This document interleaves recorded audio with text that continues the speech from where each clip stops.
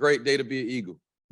Absolutely. It's been a fantastic season to be an Eagle. But before we look all the way back on the 2022 season, let's take a look back to Saturday. If you could go through that great game for us, and what do you think was the difference, and just talk about that moment. I think our guys, they came in with the right mindset. And, we wanted to, and I talked to the guys about, we need to set the tempo of the game, and they need to match our intensity. We can't go out here trying to feel out and see how good, Jackson State is and all of that. So let's come out here and let's swing first. Let's strike first and see if they can match our intensity. Come out, I thought the offense came down and we were striking early, hitting plays, and we were able to establish the run. And I think that was the difference in the ball game. Being able to establish the run, control the clock, and keep their offense on the sideline. And then defensively, I thought that, we stopped the run. They could not run the ball on us. And didn't play as well in the back end as I would like to have seen us play. But, we made plays, when we needed to. We made some stops when we needed to. And then, obviously, the kicking game. We took advantage of a couple things that we had there. And I thought the fake punt broke their back. That broke their back. And it was there. The guys executed it. And, we made it closer than what it had to be. We made it closer. We should have finished the game early. We give up a 4th and 7. The kid made a great catch. And then last play of the game, he throws a Hail Mary to Travis Taylor. And, he comes down with that. So it ended up going to overtime. Offense did what they do and punt scored first. And then we got a huge stop on defense. And that 4th down play, when we stopped them, I had to make sure that it was 4th down before I celebrated. But great win for the program, great win for our staff and these young men. I'm just so proud of everybody that was involved. I've been around the team all season, and you all have the motto in the locker room as far as if something bad happens, keep playing. If something good happens, keep playing for 60 minutes or however long it takes. That's right. And this past Saturday, it was or however long it takes. Talk about the perseverance that the guys have showed throughout the season, and how they battled back, because it could have been easy for them just to hang their heads after they scored that last touchdown in regulation. Right. Nothing that comes from our staff. Our staff, we put these guys in situations, just about every practice, and the guys are prepared for situational football. And, when something bad happens, as coaches, as a staff, we can't get rattled because those guys, they're going to feed off for us. So, when some things didn't go our way, we missed the extra point. We dropped the 3rd down pass early. It was a couple things that didn't go our way, but these guys, they never wavered. They never, questioned themselves, and they kept believing in themselves and what we were doing. So we've been in these situations, man, all year. These tough games, close games, overtime, last second field goals, 2-minute drives to win the game, like Delaware State. So, we've won games every which way how. And that's what it's all about. So I think that's a testament to our coaching staff. These guys understanding situational football, and then the play calls that we're making at that time, offensive, defensively, and then the guys executing. So, that's a sign of a great program, man, a great team. And we'll open it up to the media for questions. Our first question is from Shemai Cook. Go ahead, Shemai. Hey, Coach Oliver, congratulations on this great win, well-deserved. Throughout the season, you have said that you don't like running Pee-wee. You ran Pee-wee a lot in this game. Talk about how that, was about your game plan. Pee-wee had to go. Pee-wee had to go. Now, we don't want to run our quarterback, like that during the season, because obviously, midway through the season, you don't want him to take shots and get banged up and all that. But this was for all the marbles. So, Pee-wee, we had to do whatever we had to do to win this football game. And, we knew that we had a lot that we could take advantage of with running our quarterback, because you get a +1, in the what we call +1 number in the run game. Rather than hand the ball off to the running back, you have the running back as a lead blocker. Now the quarterback's running the ball. And, they didn't have an answer for it. They tried to make 1 or 2 adjustments, and then we hit them some other areas. Then they wanted to bring the safety in, load the box. And now we're hitting the E.J. Hicks for a couple of big plays.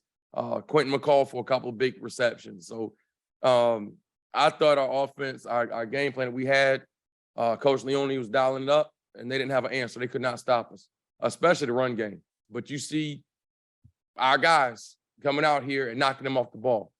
Zai Simpson goes out in the fourth quarter when the game is on the line. We put a true freshman in, Noah McKinney at the left guard. And I mean, he's knocking his guy off the ball and creating, gaps and holes, man. So it was just great to see the young pup come in there, true freshman, when the game's on the line and we can run the ball behind him. Last question. It was announced that on the team's Instagram page that Coach George Bulldog Smith was retiring after 22 years as a coach with this football program. What did he mean to you in this program? I mean, Bulldog's been the backbone of this thing. And, you talk about culture here and developing student athletes, and it all starts in the weight room. The guys spend more time around our strength staff really than they do around the coaches. And, when we're talking about them, watching film and preparing for practice and on the practice field. But they are the ones that are pushing them mentally and physically in that weight room. And they're the ones that push the culture.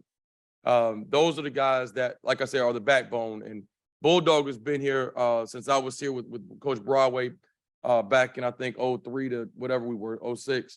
And he's always, had a great relationship with the student athletes, and that's from every sport.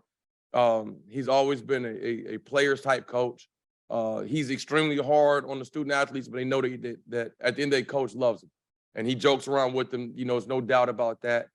And, he's kind of stepped back in an administrative role now when Thomas Carroll, TC, our strength coach, has a little bit more hands-on.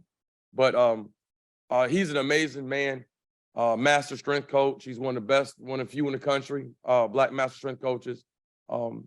I can't say enough about what he's done for this university, and it's a blessing to have him. And great person. We're really good friends, and it's just a blessing to have somebody like that. So when I talk about it's more than just coaches, it's the support staff. I can't say enough about Bulldog. We're gonna miss him. Thanks, Coach, and congratulations. Yeah, thank you. And our next question is from Herb White. Go ahead, Herb. Thank you, Kyle. Congratulations, Coach, on the season and the championship. And my questions are about narratives. Nationally and maybe even regionally, there's this narrative that somehow SWAC football is more sexy, more attractive, and maybe even a better conference. And yet the MEAC is 6-1 in the Celebration Bowl. And talk about that, as well as another question I want to follow up with in terms of are people sleeping on Black college football in the Carolinas? Because all those Celebration Bowl wins are from Carolina schools, whether it's North Carolina Central or A&T or South Carolina State. Well, I'm really just about done talking about the comparison between the MEAC and the SWAC. I mean, we keep trying to have this conversation, and we kind of have to keep trying to show people how great we are and why we think that we're better than.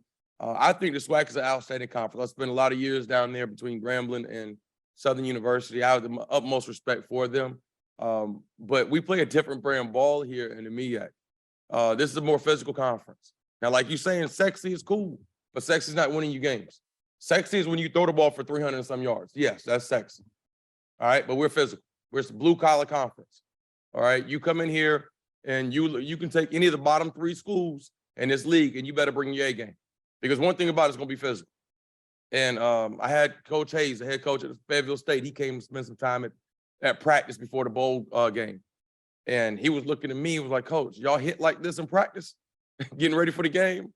And I'm like, Coach, we got to get ready. And it was a couple shots out there in practice. I had to kind of blow the period up because the guys were getting a little too aggressive, too physical. But that's who we are here. That's who we are. I'm not on Twitter, on Instagram, and TikTok and doing all this stuff, talking about everything else. We in the weight room. We practicing around here. And it showed. It showed. We were dominant up front. We controlled that game from start to finish on both sides of the line. Defensive line got after them. Our offensive line got after them. The Carolinas, I think, have a lot of talent. And I think South Carolina probably has better O-line, D-line play. I believe as far as talking about the recruiting process, we just got, as a matter of fact, 2 commitments that we're going to sign Wednesday, 2 more offensive linemen from South Carolina. They have some really good big guys in South Carolina. And then the skill positions here in state are outstanding. So we don't think that we need to go all the way to Florida or Texas to get players. We don't have to go to California to get players. We have a gas tank philosophy. We can find usually what we want within a 5-hour radius. My next question is, in terms of the progress that you've been able to make since you were first hired, would you have thought that within 4 years you'd be hoisting this hardware? Definitely. I mean, I hate to say it like that, but you know, again, that's why they brought me here, and I've had an opportunity to run a lot of championships, and that's why we play the game.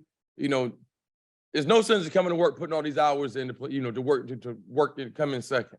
You know, we work every day around here to be a champion, and that's what it's all about. You know, we're not going to practice enough and say, oh yeah, we're good, we have a winning season. That's not it. That's not it. I'm not gonna work all these hours to try to work to have a good team. No. For me to do it, whatever I'm gonna try to do, I'm gonna try to win, be a champion at it. So that, you know, and it has been a process. You know, I was talking to somebody the other day, and you know, it's just a blessing for us to do this. And I only have one person on my staff from 2019, my original staff, and that's my strength coach, TC. I've had so much turnover from video coordinators, equipment, both coordinators, every position. Everybody on here nobody here was here when I first got here in 19, except for my strength coach. But the guys brought in, and we had some really good coaches, and I can't say enough about them. And you know, for us to have guys in here that can keep this thing going is a blessing. And I don't have to micromanage. You know, I can be a head coach. Before, I kind of felt like I had to have my hand in this and have my hand in that. And, you know, coach, you don't have to micromanage. Well, I got to micromanage if I don't trust people. So, I got people here I can trust. I don't have to look on anybody's shoulders. I know guys are going to get their work done. I can just be a head coach. And like I said, I don't call plays. You know, I did call the fake punt. That was my only little call that I had Saturday. But, you know, I don't call plays. I let Coach Cord, my defensive coordinator, I let him work. He'll bounce some things off my head, and then we'll, you know, go exchange ideas. But it's a blessing to have a staff that you don't have to micromanage and hold their hand. And my last question, you've been around this program for a long time as a player, as a coach, and you've seen it all and done it all in Black college football. Is this the best North Carolina Central team ever? Ooh, you're going to get me in trouble, man. That's I had all these former players. I had all these former players cheering and rooting us on down there. They're going to have a lot to say about that. This team was different. And I don't think it's not the most talented team because we're still young. We're so young right now that, you know, they haven't even scratched the surface yet. But the team chemistry, the continuity, the love that these guys have for each other, it's so genuine. And it's different. As far as that standpoint, this is probably the best team that I've been around. But we've had some horses, some really good players come through here. So I know the Greg Pruitts and the Toy Rosses and all these other folks that came through here. Got a little something to say about that. Okay, thank you so much. Yeah, thank you. And our next question is from Caleb Veal. Go ahead, Caleb. Thank you, Kyle. Hey, Coach, how you doing? I'm well. How are you doing? I'm great. Congratulations on the win. And my first question is, you're talking a lot about the opportunities that this team had throughout this year. Specifically, they had plenty of opportunities. Had opportunities to back down and to persevere, and they obviously persevered. And my question is, with that being said, what was your favorite moment from this year with this team? When that clock hit zero Saturday, it was a wrap. We did it. And we talked about if you want to get respect, you got to beat the big dog. And Jackson State was supposed to be the big dog, but we came in there and hit him in the mouth. And you know, it was a good, very good football game. But I think the physical performance that we that we showed out there Saturday, we were the more physical football team. And I mean, it wasn't even close. It wasn't close. So it was a good football game for the fans and everybody like that. But that was by far the best moment of the season. And secondly, going into next year, how do you carry this momentum being the HBCU football team of the country, having that target on your back going into next year? Let's work to get better, guys. Next year, let's see if we can have a better team than we had this year. Let's see if we can have a better record. Let's see if we can just play better. Can you be a better person? Let's try to do a little more community service. Let's see if we can get a team GPA up from a 3.0 to a 3.25. You know, everything that we do around here, we're going to try to improve and do it better. I'm going to try to do a better job coaching next year. So we won't get complacent. We're not going to sit here and talk about, oh, this, talk about that. We're going to enjoy this victory and all that stuff. But when the guys come back after Christmas break and we start mat drills and winning conditioning, we're going to turn it up a notch. Thank you. Thank you. Our next question's from Lawrence Davis. Go ahead, Lawrence. It was good. Good afternoon and congratulations.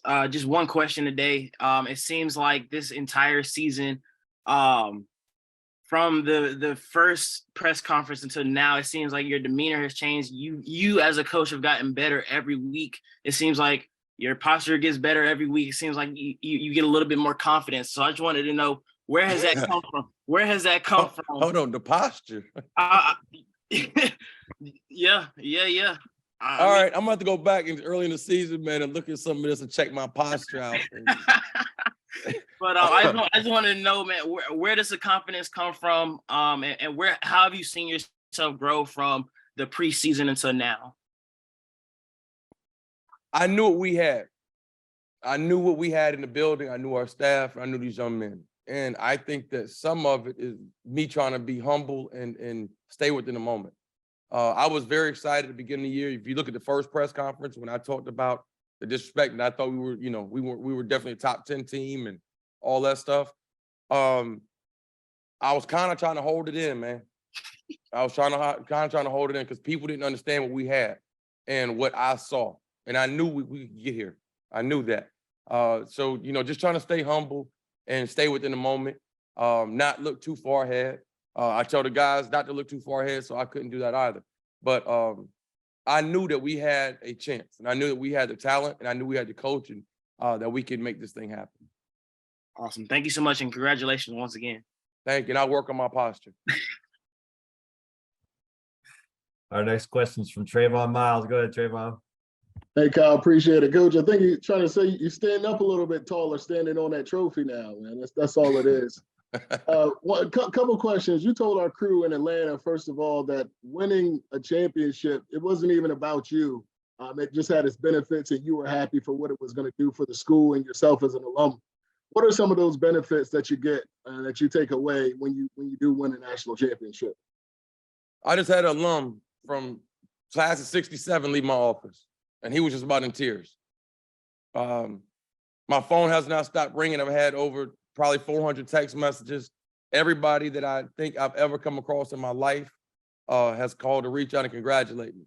For me to see so many of the guys my teammates down in Atlanta, guys that I played with, guys that I coached, my parents, classmates, all the alumni, and the Maroon and Gray was in there deep, man. And that's what it's about for me. I wanted our guys to put on a show for our fans and our university.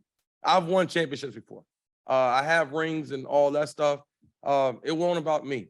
It was not. It was about putting a smile on the alumni's face. That's what it's about. They getting disrespected. They on the MARTA and Jackson State folks talking crazy to them. And for them folks to let people know the Eagles is no ordinary common barnyard foul. We play football up here too, and we got a great university. That's what I'm talking about. We can walk with our chest out. Secondly, Coach, you talked about the support. Just what would you say to all the supporters? I mean, we saw so many teams up here reaching out and wishing you all congratulations. What would you say to the people that have supported this team and this movement all year long? We appreciate it. And I know, obviously, our conference isn't going, we fight like heck every week within the conference. But for you to see everybody, all those MEAC schools cheering you on, it was some folks with the blue and gold. I'm not going to say their name on here, but they were like, come on, coach, let's go get it, man. And after the game, congratulations. So when you see Buddy Pugh on the front row and Rod Broadway and Sam Washington on the front row, and they, cheering the guys on, you carrying the whole conference on your back. And, that's something for you, not just the university, but for the whole conference to be pulling for you and your school, and you have an opportunity to hold it down for them. That's what it's about.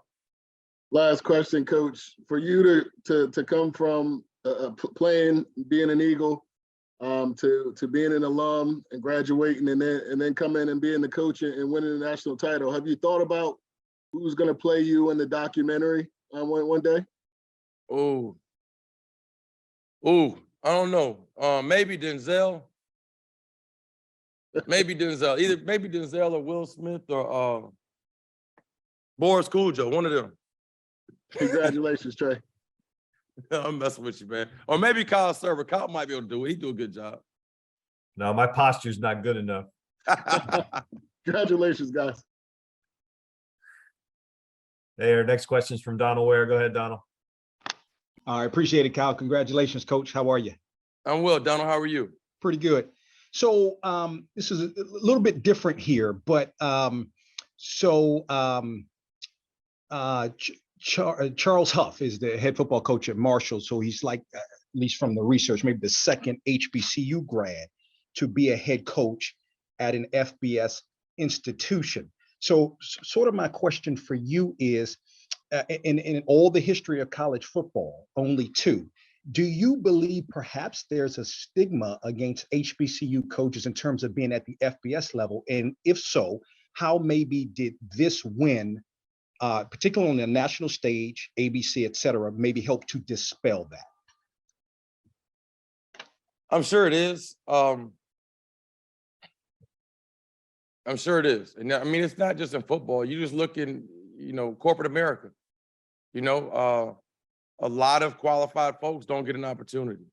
And, I think for me, I just have to be able to, continue to do a good job where I'm at, and hopefully folks will notice. But, I do it for the love of the game. I do it for, where my feet are now. And, if an opportunity presents itself, we might possibly look into that. But, all you can do is do a good job where you are. And I can't do anything or control what those folks do. But I know on that level, a lot of times they want to justify hires and say, is this the best person that we could find in the country for this position? And, regardless of whether it be HBCU football or the case may be, football is football. Can a guy manage the program? Can he manage the budget? Can he recruit? Can he manage the team? And, to me, that's what I think it's about. But, all I can do is do the best job I can here. And, I don't get too caught up in that stuff. But it's a great question, Donald. I'm not that smart to figure that one out. No, just asking. Well, again, but I will say this right here. Colorado could have probably got me for half price, though.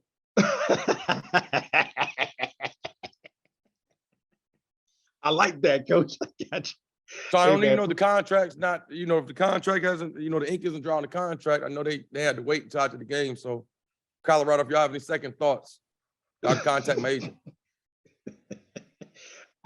Congrats again. I appreciate it. I don't think we'd be able to match that either. So, Coach, that's the money bite right there from the national championship coach. That's the money bite right there. Hey, well, Kyle, Colorado said they ain't had the money yet either. They still trying to sell some fish plates. Yeah. Do some car washes. Coach, with the win on Saturday, improved to 10-2. Only 3 teams in school history have reached double-digit victories in a season. You've been a part of all 3, 2 as an assistant coach and now as the head coach. With you as a football alum here through this program, your family legacy, what does that history and being such a big part of it mean to you? Hard work pays off. And I've given my all to this school. And, I didn't take anything for granted when I had an opportunity to play here or to come here as an assistant coach. I poured my all in to everything I do for North Carolina Central University. So, that's kind of how I was raised, excellence without excuse. So whatever you're going to try to do, be great at it. And I've been, again, fortunate to be around some good people. And when you're around good people and everybody's working the same direction and pulling for each other, you have a chance. And we've had so many talented guys that come through in those teams, and so many great coaches, you know, that were a part of that as well. So I'm telling you, man, I've been blessed and I've been fortunate to be able to do and have as much success as we've had, you know, here at North Carolina Central. And as you look back at the entire season, I know we've talked a lot about Saturday, but just looking back throughout the entire season, is there a way that you can kind of sum it up for us? It's a long season, man. I looked at the picture when we were on the plane, with the championship trophy, and I look bad. So hopefully I can find about 8 hours of sleep one of these nights. And I got a phone call from the alum last night, and you know, he was excited. They want to ask when spring ball starts. I'm like, come on, man, can I get a couple of days to kind of settle down a little bit? We got signing day coming up on Wednesday. But the entire season as a whole, I say great. You know, that's our motto around here, being great and believing in being great. So that's probably it. And what have these past few days been like for you? Since the game, trying to respond to messages and answer the phone. And then you have to try to, you know, trying to finish up now to put together this signing class. So like I said, we do have signing day on Wednesday. So no rest for the weary, you know, gotta work. And recruiting is your lifeline. So, you know, we can't sit here and enjoy this win for 2 or 3 days and all that stuff. No. So we were in here this morning, getting after it. So I got to, you know, get some work done today to try to make sure we close the deal on these guys. And I think we're going to sign 5 on Wednesday and they can go. And we don't have any more questions from the media. So how about some final words that you would like to share with our fans? Thank you guys for all the support. I mean, from everybody, from across campus, the folks in the cafeteria, facilities. Lori Blake Reed has been something. NCCU Foundation, with the new uniforms that we have for the game, auxiliary services. Everybody had a part to doing this. You know, shoot, campus police. Everybody had something to do with this. So I'm just grateful that we have all these. You know, my university is outstanding. And it was great for us to be able to put it on national television and let the whole world see it. We will have signing day, like I said, on Wednesday. I'm gonna get me a couple of days off to try to get some family some Christmas gifts. And January 7th, we will report back, and we're gonna get ready to run this thing back for 2023.